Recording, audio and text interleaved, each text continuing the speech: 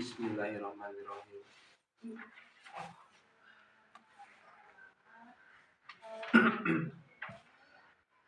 Kita masuk ke bab mengingat Allah, lanjutan dari mengingat Allah.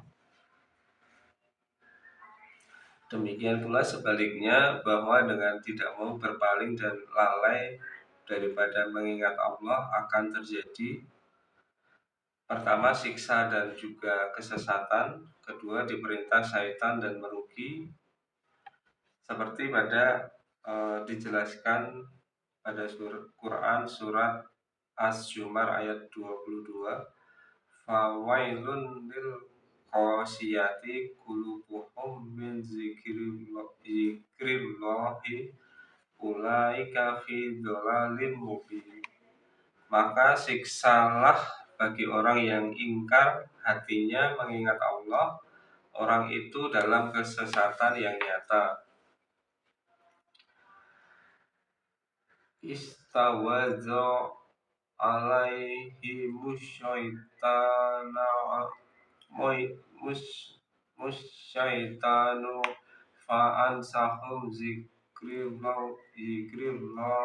ulaika hisbu syaitani ala inna hisbahsi syaitani humul kasirun. Surat Al-Mujadalah ayat 19, yang bermaksud mereka telah dikuasai dan diperintahi syaitan sehingga lupa mengingat Allah. Mereka itulah parti syaitan. Ketahuilah bahwasanya partai syaitan itu akan merugi. Wa man ya'syu an zikri rahmani nuqayyid lahu syaitanan fahuwa lahu qari'un.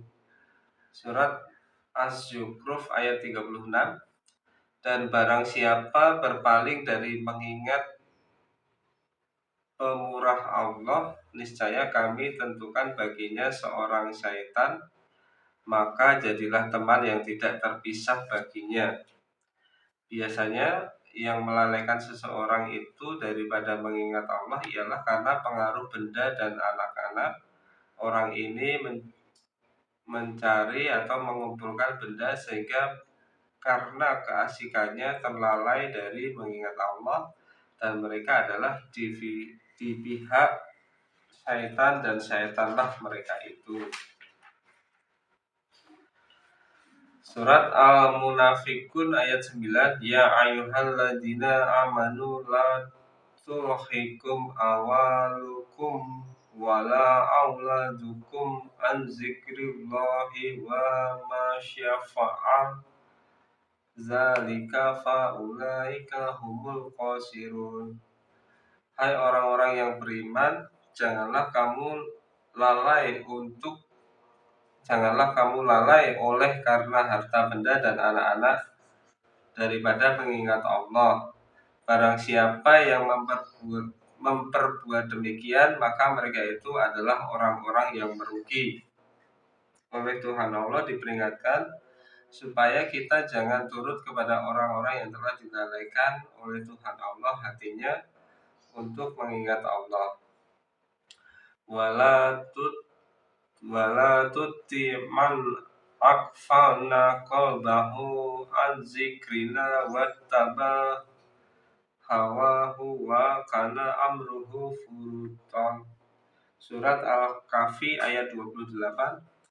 Janganlah engkau turut orang yang hatinya telah kami lalaikan dari mengingat kami, dan mereka hanya mengikuti bahwa nafsunya saja, dan yang seperti itu adalah orang yang merugi.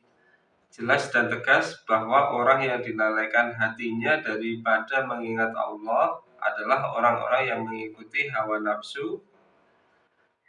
Baginya adalah pengurusan dunia semata-mata. Dia tidak memperdulikan persiapan atau bekal yang wajib disediakan untuk kelak di kampung akhirat. Maka berpalinglah kita dari orang-orang seperti itu karena mereka telah berada di golongan syaitan. Sedangkan kita berusaha di pihak Tuhan Allah. Surat An-Najm ayat 29. Fa'arid an man tawala az-zikrina walam yurid ilal hayata dunya. Berpalinglah daripada orang yang melupakan mengingat kami dan tiada yang dituntutnya selain daripada hidup di dunia. Demikian sepintas kilas disampaikan tentang cara mengingat Allah. Untuk itu ingatlah Allah selama-lamanya, di mana saja dan di dalam keadaan yang bagaimanapun. Wadzkur rabbaka katsiran wasabbih bil asyi wal ibqar. Surat Ali Imran ayat 41. Ingatlah Tuhan engkau kerap kali dan tasbihlah pada petang dan juga pagi. Wadzkurima rabbika ba'ratun wa ashilan wa minal laili fasjudu lahu wasabbihu lailan tawila. Surat Ad-Dar ayat 25 dan 26. Ingatlah nama Tuhan Allah engkau pada pagi-pagi dan juga petang. Pada malam hari hendaklah engkau sujud kepadanya dan tasbihlah pada malam yang panjang. Ya ayyuhalladzina amanu idza laqitum fi'atu fatsabbutu wadzkurullaha katsiran la'allakum taflihun. Surat Al-Anfal ayat 45. Hai orang-orang yang beriman, apabila kamu bertempur dengan kaum kafir itu, hendaklah kamu tetap serta ingatlah kepada Allah sebanyak-banyaknya. Mudah-mudahan kamu memperoleh kemenangan. Ya ayyuhalladzina amanu kurullaha zikron katsiran. Surat Al-Ahzab ayat 41. Hai orang-orang yang beriman, ingatlah akan Allah dengan ingatan yang banyak. Perbanyaklah mengingat Allah. Kemudian untuk lebih memantapkan cara mengingat Allah di dalam hati itu, berbaik hatilah kita mempelajari dari yang ahli tentang itu, sehingga jelas betul bagi kita apa yang dimaksudkan oleh ayat suci tersebut dalam surat Al-Mujadalah ayat 22. Ulaika kita kataba fi qulubihimul imana wa ayatuhum biruhim minhu. Telah ditetapkan Tuhan Allah iman dalam hati mereka itu dan dikuatkannya dengan roh daripadanya. Alladzina yuqullullaha qiyaman wa qu'udun wa ala junubihim wa yatafakkuruna fi khalqis samawati wal ard. Rabbana ma khalaqta hadza batilan subhana faqina adzabana. Surat Ali Imran ayat 191. Hai orang-orang yang mengingat Allah ketika berdiri dan duduk dan waktu berbaring, dan mereka memikirkan kejadian langit dan bumi sambil berkata, ya Tuhan kami, bukanlah Engkau jadikan ini dengan percuma atau sia-sia. Maha suci Engkau, maka peliharalah kami daripada siksa neraka.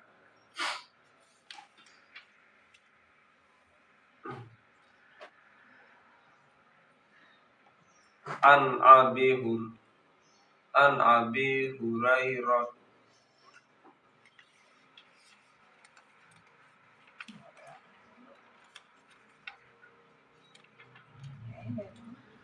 ada pula baiknya kita perhatikan hadis Rasulullah Muhammad Sallallahu Alaihi Wasallam An Abi Hurairah qala ja'alasu min ashabina biyu sallallahu alaihi wasallam fas'aluhu inna najidu fi anfusina ma ya'tona zamun ahadunya an yatakalama bihi qala waqad wahjatumuhu qalu na'am qala zaqa rihul iman. Dari Abu Hurairah berkata, katanya datang beberapa orang dari sahabat Rasulullah Shallallahu Alaihi Wasallam kemudian bertanya kepada beliau, kadang-kadang kami merasa bahwa ada bisikan hati kami yang sangat berat untuk dikatakan atau bertanya kepada Rasulullah, apakah hal itu ada padamu? Ya, sabda Rasulullah, itu menunjukkan iman yang sebenarnya. An Abdillahi qala su'ilan nabiyyu sallallahu alaihi wasallam anil wasati qala tilqa mahdul iman. Dari Abdullah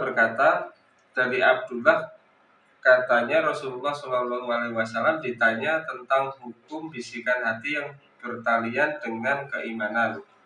Rasulullah menjawab, itu semata-mata adalah iman. Sekalipun dalam uraian ini adalah disampaikan cara mengingat Allah, namun sebenarnya merupakan penyampaian yang lengkap. Guna melengkapinya hanyalah kita langsung kepada orang yang ahli dalam hal ini. Fas'alu ahlan zikri in kuntum la ta'lamun. Surat Al-Anbiya ayat 7. Bertanyalah kamu kepada orang yang ahli jika kamu tiada mengetahui. Setelah dibaca uraian tentang ingat Allah, coba ambil simpulannya apa kira-kira?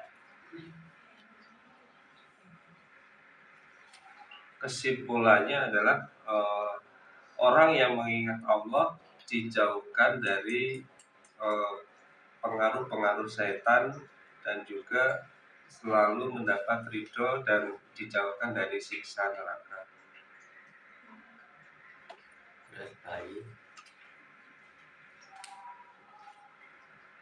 Nah, bagaimana cara mengingat Allah adalah dikatakan bahwa kita harus selalu mengingat Allah di kala pagi, di kala petang, dan juga di setiap malam kita bersujud kepada Allah, di mana hal itu adalah menunjukkan iman yang sebenarnya. Mengapa kita harus mengingat Allah? Apa masalah? Karena penciptaan langit dan bumi adalah dari Allah, dan di situ tidak serta-merta kita diciptakan hanya untuk berada di dunia, melainkan diciptakan untuk menyembah daripada Allah. Kenapa manusia bisa lalai mengingat Allah? Masalahnya apa?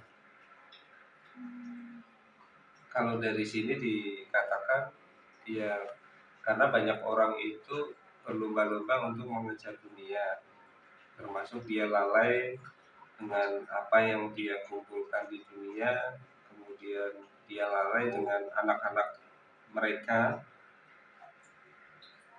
yang mereka lahirkan di dunia, sehingga dia sibuk mempersiapkan diri untuk hal-hal yang bersifat dunia.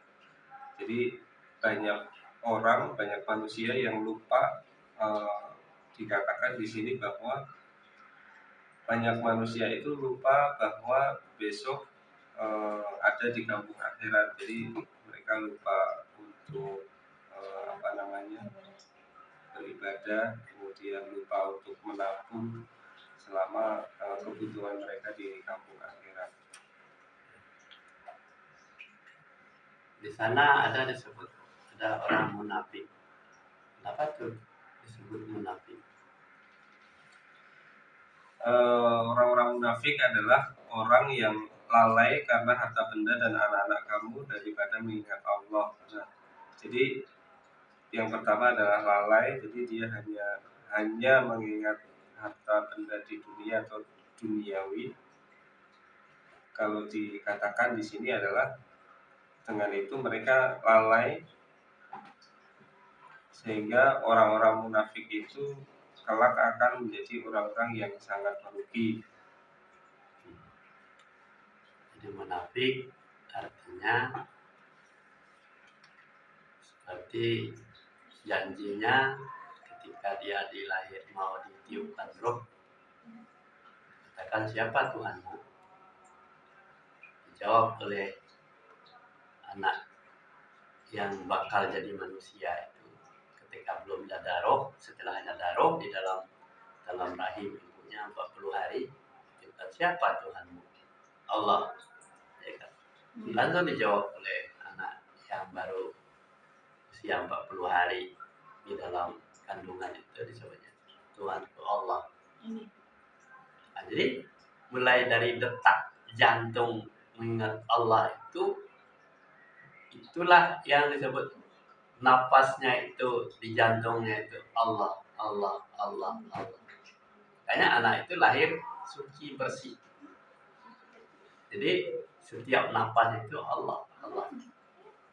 Kenapa dia nyebut Allah? Dia tidak bisa usaha seperti manusia dewasa untuk cari makan. Ya kan? Tidak bisa usahanya, tidak ada usahanya. Dia hanya mengikuti gerak-gerik dari orang yang mengandung dia.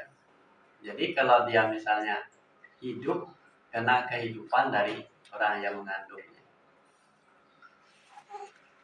Dan seterusnya sampai 9 bulan sampai dia lahir ke dunia, dia tidak ada upaya untuk dia bagaimana caranya makan siang, makan pagi, tidak ada. Tetapi dia hanya mengingat Allah saja. Itulah anak kecil itu. Nah, jadi upaya tidak ada, mau makan mau tidak.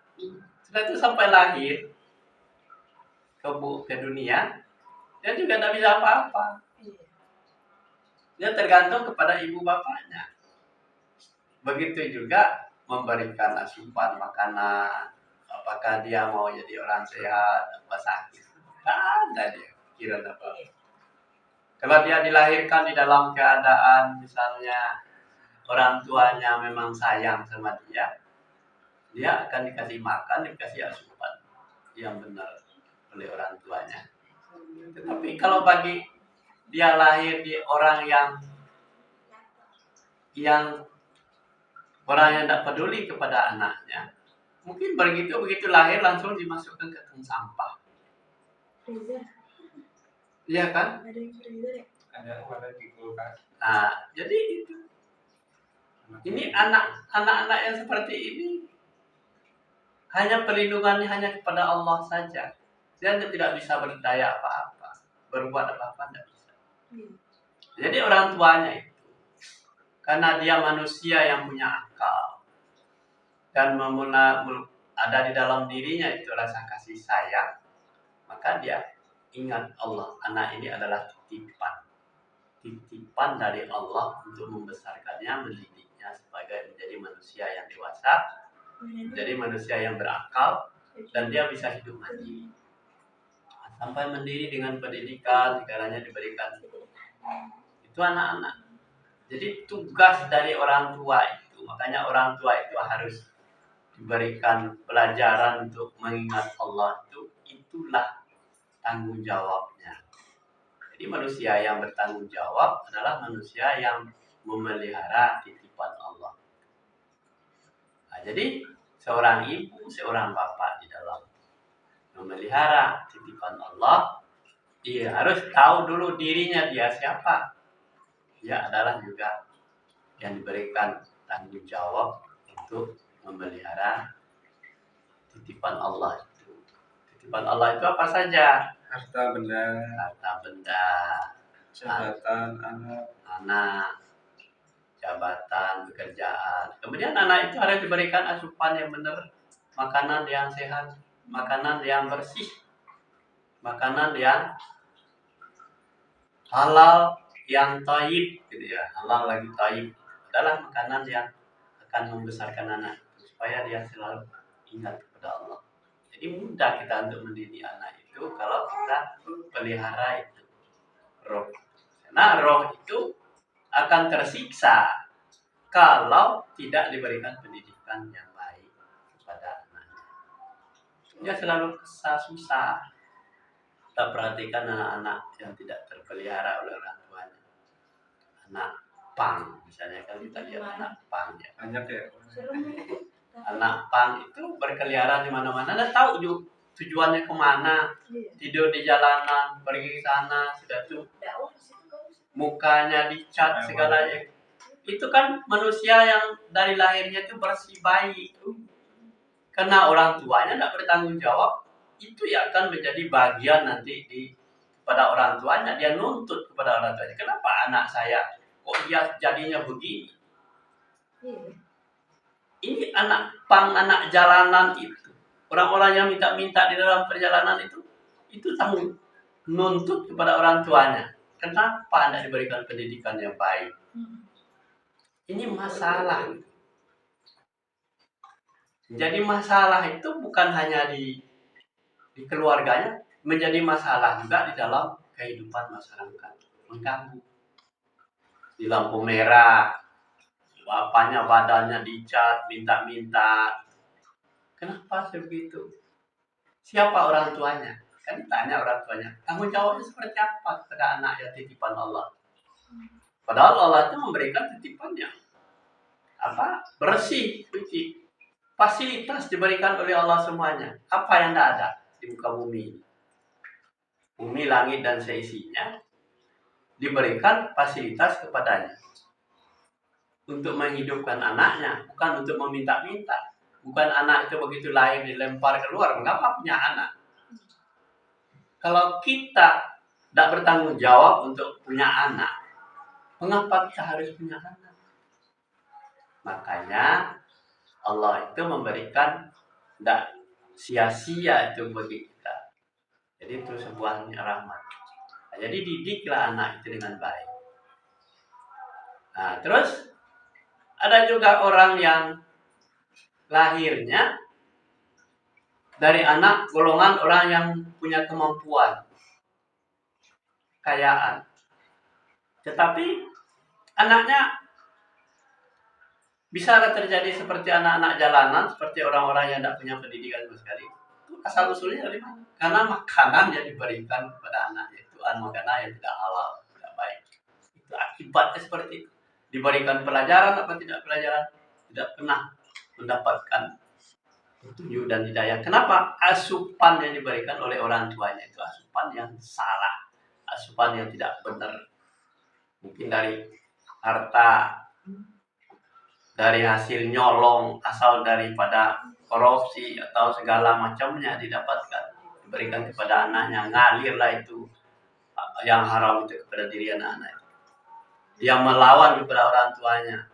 Kenapa orang tua seperti ini? Jadi kehidupan di dunia yang tadi disebutkan itu melalaikan kita untuk mengingat Allah, karena kita mengikuti hawa nafsu kita dalam hidup. Begitu lahir melihat orang kaya, kenapa bisa kaya? Wah, saya harus kaya juga. Kemana caranya? Dengan cara bermacam-macam yang dilakukan. Apakah dia pergi kepada ke dukun untuk menjadi orang kaya, meminta ke dukun supaya jadi kaya. Sudah itu usahanya, kenapa usaha orang itu bagus, usaha saya kok tidak bagus?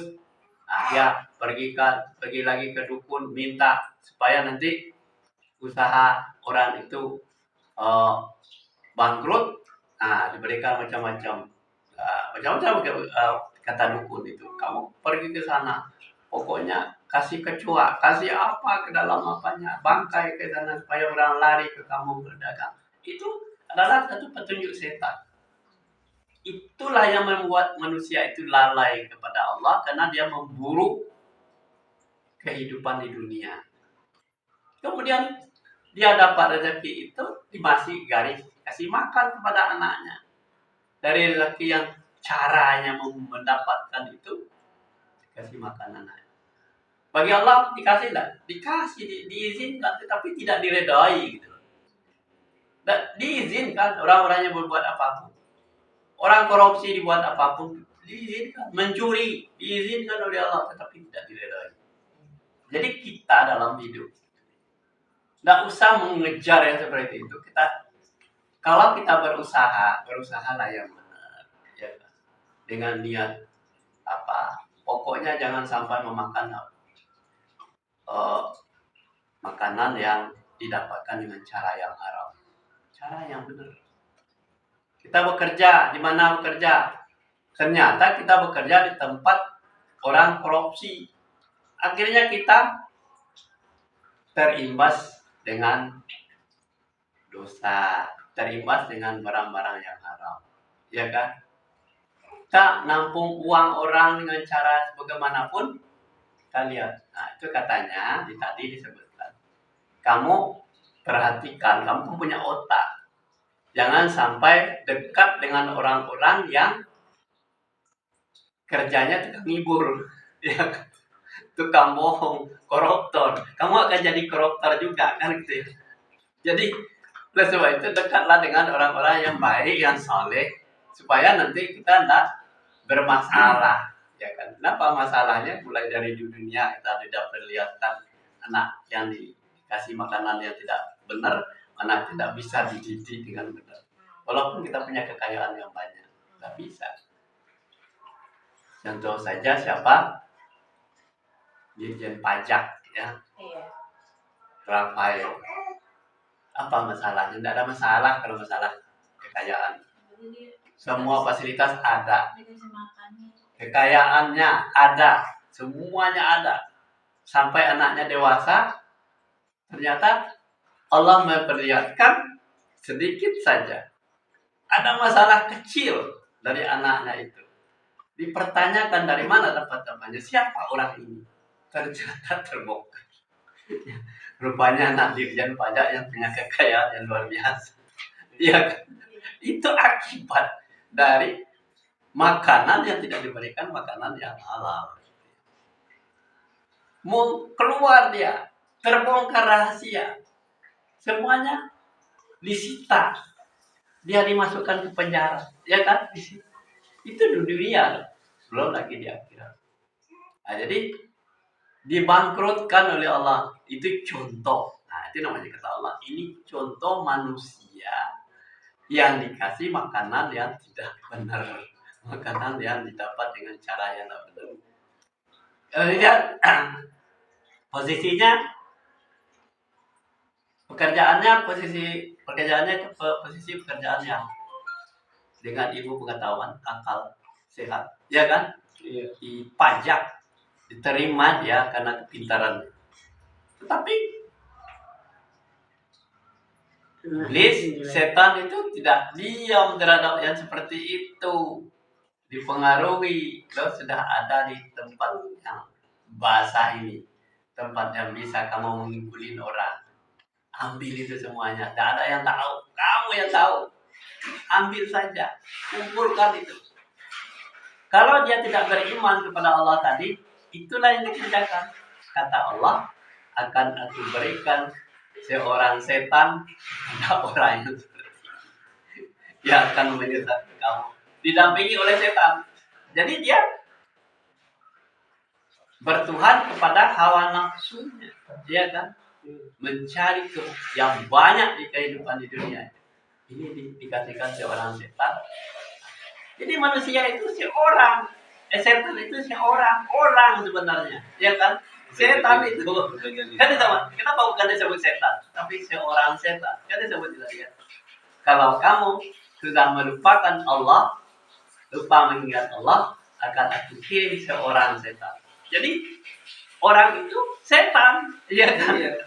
Itu masalahnya orang yang dirasa gitu. Jadi manusia mau lihat setan siapa? Ada orang itu setan itu. Kalau tidak mengingat Allah, itu masalahnya. Nah, jadi kalau ketika tadi, kalau kamu sudah lupa kepada Allah, aku akan kirim seorang setan. Berarti setan seorang. Bisa dilihat. Apanya dilihat? Perilakunya. Ya kan, dia tidak mengingat Allah. Nah, jadi man arafa nafsahu fakat arafa rabbahu. Siapa yang tidak kenal dirinya, dia juga tidak kenal kepada Tuhan. Siapa yang tidak kenal dirinya, tidak kenal juga kepada Tuhan. Itu permasalahan. Yang kita kaji itu bagaimana caranya kita mengantisipasi supaya kita tidak terjebak dengan keinginan hawa nafsu kita. Kalau keinginan hawa nafsu kita itu bisa kita kendalikan dengan iman kepada Allah, mudah-mudahan bisa diredam gitu. Bahwa kita ingat kepada Allah, Allah itu akan menjamin kehidupan kita. Kan tak harus dengan cara seperti ini, dengan cara curang kemudian. Orang yang tidak sekolah aja petani aja bersih aja dia tahan tuh. Ya kan, tidak sekolah dengan petani saja bersih makanannya, mendidik anak-anaknya bisa jadi sekolah pergi ke kota, sekolah bagaimana caranya dengan usaha apapun dia lakukan. Itu akan diberikan jalan oleh Allah. Kenapa kita harus mencari juga itu masalah dunianya, tapi akhirat kita. Nah, ini masalahnya. Jadi orang yang berpaling tadi, yang dikatakan berpaling, karena janjinya dengan Allah itu adalah Tuhannya Allah, maka selanjutnya itu sampai akhir hayatnya harus selalu Allah pendampingnya, bukan hawa nafsunya, bukan setan, bukan siapa-siapa, hanya Allah. Jaminannya Allah. Ketika orang-orang yang direkrut yang masuk ke Islam di zaman Rasulullah, itu orang-orang yang selalu beriman kepada majikannya, seperti Bilal bin Rabah. Bilal bin Rabah itu seorang budak. Kerjaannya apa kata tuannya, kata majikannya begitu kerjakan. Kemudian sembah berhala, zikir berhala. Kan? Tuh. Ketika dia masuk Islam, dia langsung beriman kepada Allah. Jadi kata, wah, ini musuh saya ini. Ya si Muhammad ini merekrut budak saya menjadi Islam, menjadi agama baru. Makanya si Bilal itu dengan keluarganya supaya dia mengingat Lata Uzza itu yang disembahnya itu, berhala itu, disuruh siksa dia supaya dia menyembah Tuhan Lata Uzza itu. Nah, disuruh tukang pukul, tukang cambuk, dicambuk itu si Bilal bin Rabah itu supaya dia mengaku Lata Uzza. Apa kata Bilal ketika dia beriman kepada Allah? Ketika dia sudah babak belur, sudah 3 nafas, apa katanya? Lata Uzza. Tetapi kata si Bilal, ahad. Kemudian Allah. Dia tidak mau menyebutkan Lata Uzza. Di mulutnya saja, nafasnya seperti itu. Allah, ahad. Allah yang satu. Jadi kemudian ditunjukkan lagi, ini keluargamu, ibu bapakmu, semuanya, saudara-saudaramu, cambuk semuanya. Sebab keluarganya sudah masuk Islam. Biarpun dia siksa, mau mati pun sekali nafasnya seperti Allah. Tak mau. Jangan, jadi sampai dia disiksa seperti itu, dia tidak mau. Kalau dia tidak mau ngaku, ya udah disiksa terus, dijemur di padang pasir yang panas, nggak di tiap hari dipukul. Bodyguard dapat. Nah, itulah orang yang bertuhan kepada hawa nafsu. Yang melihat orang itu beriman, dia tidak suka. Sampai hari ini seperti itu. Jadi orang-orang yang bertuhan kepada hawa nafsu, dia tidak suka kepada orang beriman, tidak suka kepada orang Islam. Kalau perlu dibunuh orang Islam itu dia saja yang itu permasalahannya. Sejak dari zaman Nabi sudah seperti itu. Jadi dia bertuhan kepada hawa nafsunya, bertuhan kepada benda dan kekayaan. Ya, itulah kebencian yang diberikan pada ajaran Nabi yang seperti itu. Sampai hari ini ya seperti itu. Orang yang sudah beriman kepada hawa nafsunya, sudah kafir kepada Allah, artinya sudah terkunci. Dia benci kepada orang Islam, benci kepada siapa. Pokoknya apapun yang dilakukan, walaupun itu benar, tapi yang itu tidak benar. Saingannya adalah orang-orang yang berbeda prinsip. Hari ini kenapa Islam bergolong-golongan, kelompok-kelompok seperti itu juga, setan masuk di sana, kelompok-kelompok Islam itu. Kalau dia sudah bermasalah di dalam menjadi permasalahan, menimbulkan permusuhan, itu sudah setan semua. Jadi setan itu adalah mengajak orang untuk selalu bermusuhan, baik di dalam keluarga sendiri maupun di dalam masyarakat, dalam Islam sendiri. Kalau sudah bermusuhan, tidak satu lagi, berarti dia sudah termasuk golongan setan. Nah, kira-kira kita pahami bahwa jangan berpaling mengingat Allah. Nah, jaminannya adalah surga. Jadi, kalau tidak berpaling berarti jaminannya masuk neraka. Ya, mudah-mudahan mendapatkan sebuah pembelajaran untuk kita terapkan di dalam hati kita. Alhamdulillah. Waalaikumsalam. Oke.